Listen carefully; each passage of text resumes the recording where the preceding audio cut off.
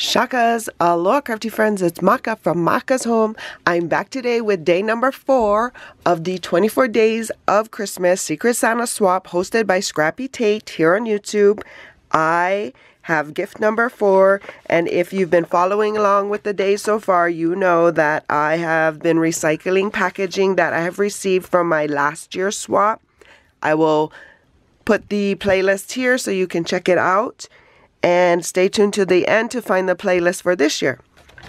I am just including some adhesive for her, some double-sided foam adhesive, as well as some sticky tape.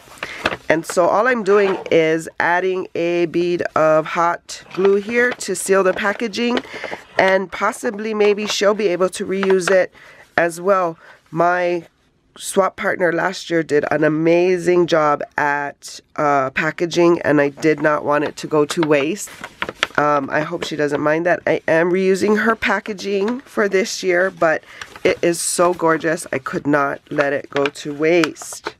So stick around for day number 5 and the rest of the days for more videos like this. See here, and until my next video, shakas!